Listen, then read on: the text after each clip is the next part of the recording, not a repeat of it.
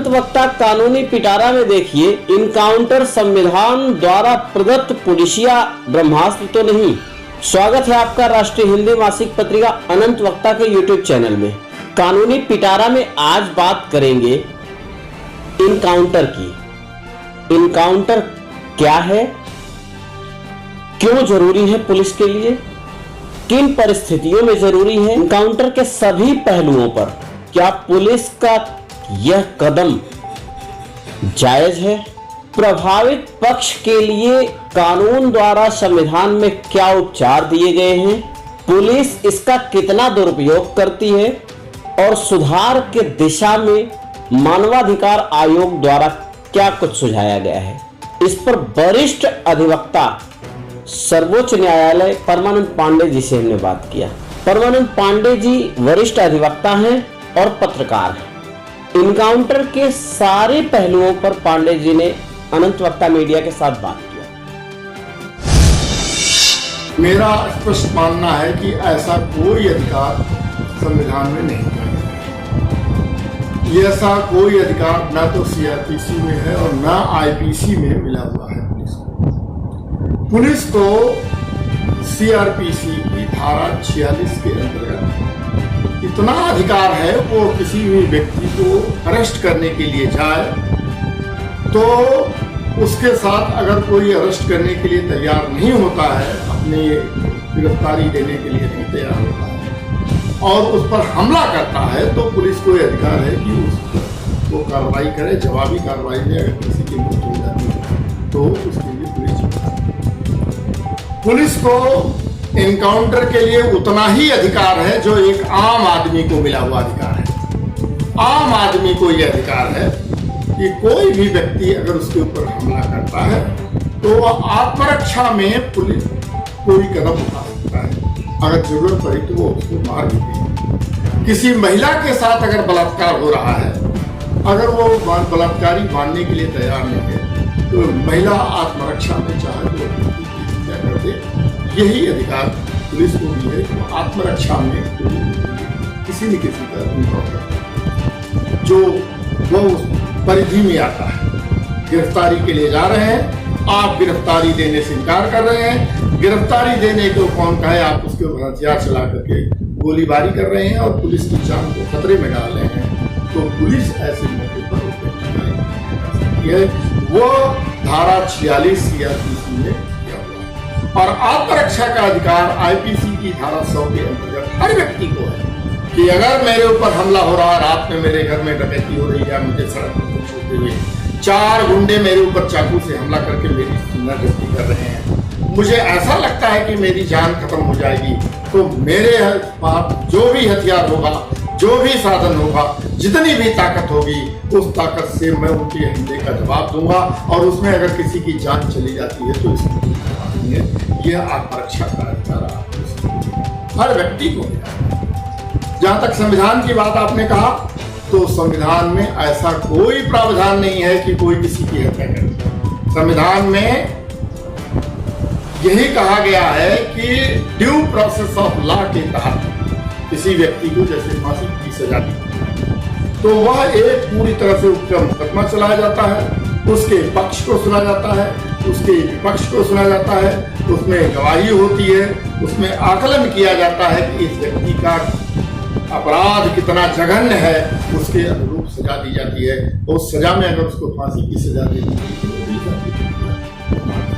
तो संविधान में केवल इतना ही कहा गया है कि आप ड्यू प्रोसेस ऑफ लॉ अपनाएंगे और वो कानून करेगा, वो किसी पुलिस को अधिकार है। 90 के दशक में 93-94 के आसपास एमएन वेंकटचलैया सीजेआई, उन्होंने कहा है कि संविधान किसी भी तरीके से पुलिस को ये अधिकार नहीं देती कि वो किसी की हत्या करे। तो इनकाउंटर शब्द बना कैसे, कहां से बना, इसका निजात पुलिस वालों ने कैसे किया, उसके देखिए, आपने एक सही सवाल उठाया कि ये जस्टिस वेंकटचलैया बहुत ही प्रख्यात जज थे। बाद में वो चीफ जस्टिस आप गया और अब तो उनको रिटायर हुए, उनको लगता है 20 साल से ऊपर हो चुके हैं, लेकिन सौभाग्य की बात है कि बात भी और वो ह्यूमन राइट्स कमीशन के पहले चेयरमैन रिटायरमेंट के। मैंने आपसे शुरू में ही कह दिया कि संविधान में कहीं भी ये अधिकार पुलिस को अधिकार के प्रदत्त नहीं है कि वो किसी का इनकाउंटर, लेकिन आत्मरक्षा अगर वो किसी का इनकाउंटर कर देती है तो उसके लिए वो जिम्मेदार, उसके लिए वो किसको दोषी नहीं। इसी नाते उसी फैसले में जस्टिस वेंकट चलैया के फैसले में कहा गया है कि एनकाउंटर और फेक एनकाउंटर दोनों दो चीज, एक होता है एनकाउंटर, एक होता है फेक। फेक एनकाउंटर को उन्होंने कहा कि यह एक कोल्ड ब्लडेड मर्डर है, ये ऐसा मर्डर है जो पुलिस अपने हाथ में ले लेती है, लेकिन वो दूसरे मर्डर से किसी तरह से नहीं है। ये फेक एनकाउंटर करने वाले में ये कोल्ड ब्लडेड मर्डर के समय इसी नाते उन्होंने ये भी कहा था कि जो पुलिस वाला इस तरह के जघन्य अपराध में लिप्त पाया जाएगा उसके खिलाफ संविधान सम्मत, कानून सम्मत कार्रवाई की जानी चाहिए और उसको दंडित किया जाना चाहिए। इसी नाते आपने देखा होगा कि बहुत जगह अभी कुछ दिन पहले इलाहाबाद हाई कोर्ट ने जो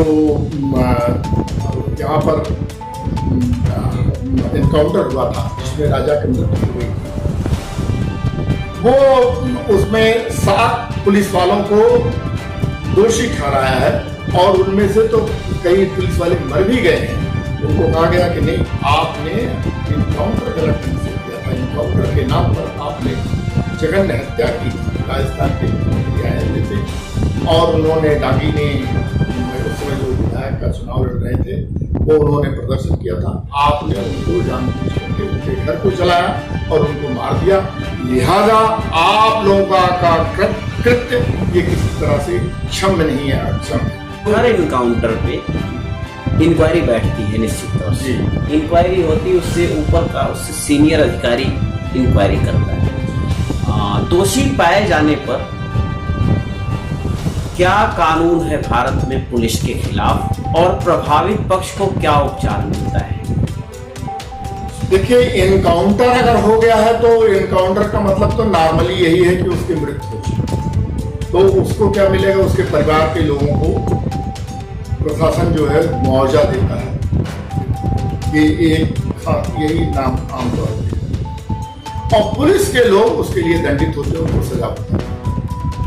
ये पुलिस अगर इनकाउंटर करती है तो पुलिस के लोगों के लिए जो प्रभावित पक्ष होता है, जिनके घर का कोई आपको मार दिया गया तो उसमें उसकी जान तो वापस की नहीं जा सकती, लेकिन उसको एक समुचित मुआवजे का प्रावधान है जो ये दिया जाता है।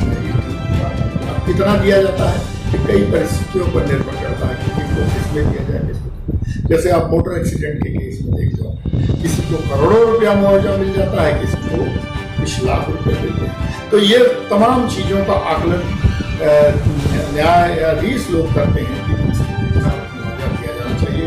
और कई बार तो सरकारें ऐसा है कि खुद जाकर के वो एक घोषणा कर देती है कि इस व्यक्ति को मुआवजा दिया जाना चाहिए। अभी उन्नाव में उनके यहाँ पुलिस गई, पुलिस ने 8 लोगों को उन्होंने या उनके साथियों ने मार दिया। अब उस समय अगर पुलिस के लोग उनकी हत्या कर देते या उनके साथ के लोगों की हत्या कर देते तो वह इनकाउंटर था, क्योंकि पुलिस ने अपने बचाव में यह कार्य किया। लेकिन मेरा अपना मानना है कि जिस ढंग से पुलिस ने उनको उज्जैन में महाकाल के मंदिर में गिरफ्तार करके और लखनऊ ले आने के, कानपुर ले आने के रास्ते में ही उनकी जिस ढंग से हत्या की गई वो बड़ा संदेह।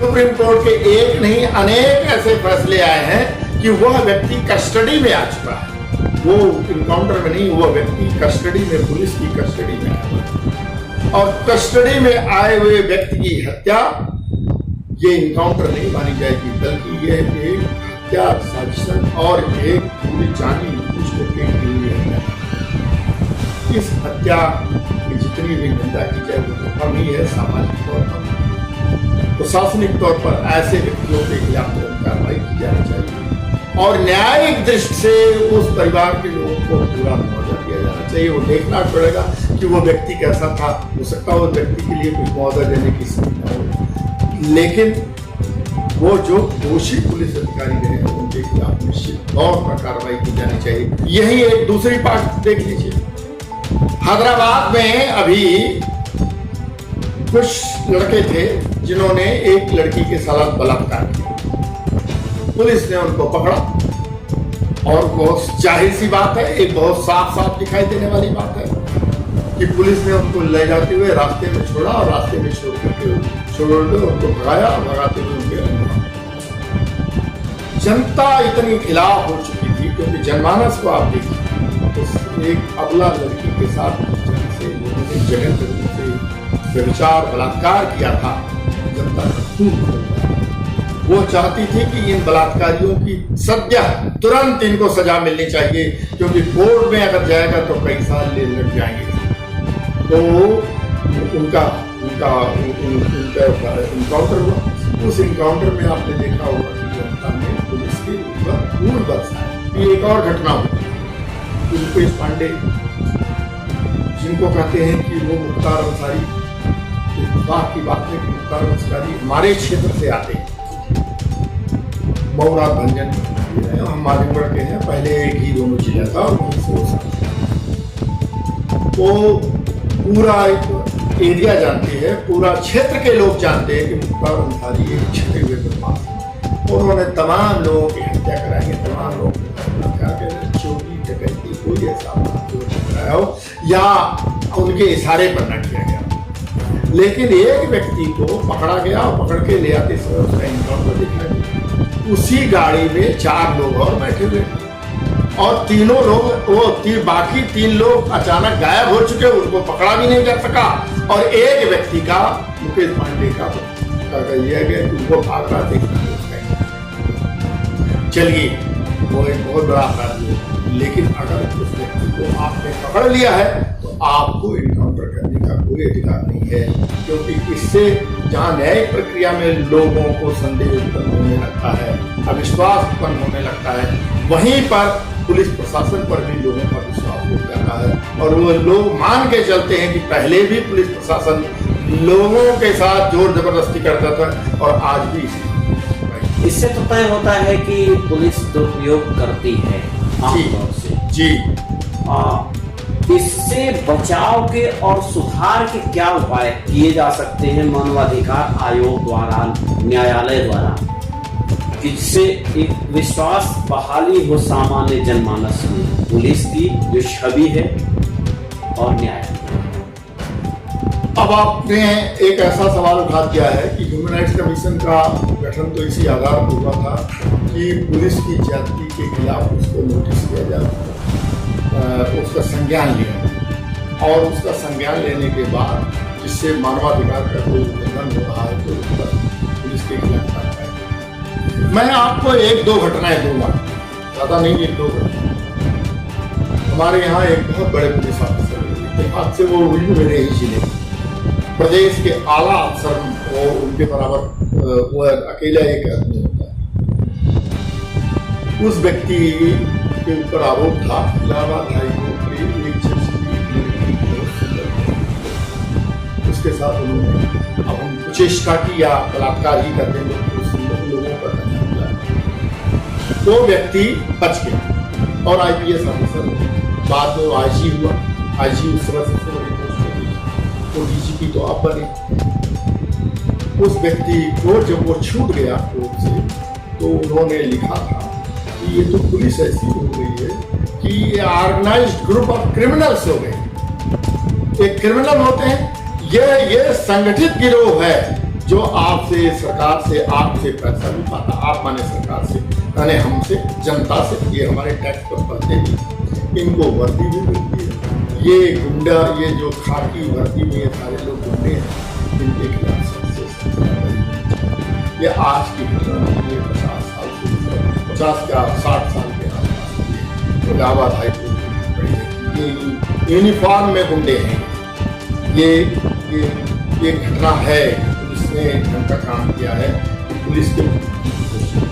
पुलिस के मानवाधिकार को आप बहुत गंभीरता से लीजिए, लेकिन जो मिसगाइडेड लोग हैं, जो जन का काम करते हैं, दूसरे पर पैसा लेकर के जो गुंडई करते हैं, जो तमाम तरह के ऐसी गतिविधियों में लिप्त रहते हैं, जो स्मगलिंग करते हैं, जो डाका डालते हैं, जो चोरी करते हैं, उनका भी दोष आप देखिए और उनके लिए भी ये सोचिए कि अगर पुलिस ऐसे लोगों से जाति के साथ डील करती है और ये हमला करते हैं तो इसमें कोई गलत बात नहीं। मैंने शुरू में ही कहा था कि विकास दुबे की हत्या अगर उस दिन हो गई होती या उनको मार दिया गया होता जिस दिन उन्होंने 8 पुलिस वालों की हत्या की, तो वह पूरी तरह से उचित था, वही सही था। लेकिन जिस ढंग से विकास दुबे को पकड़ने के बाद जुडिशियल कस्टडी में रख करके मारा गया, वो निंदनीय है, वो उसके भर्त्सना के योग्य है और हम उसके बारे में कतई कोई भी व्यक्ति जिसको कहते हैं राइट सेंसेस का वेल मीनिंग आदमी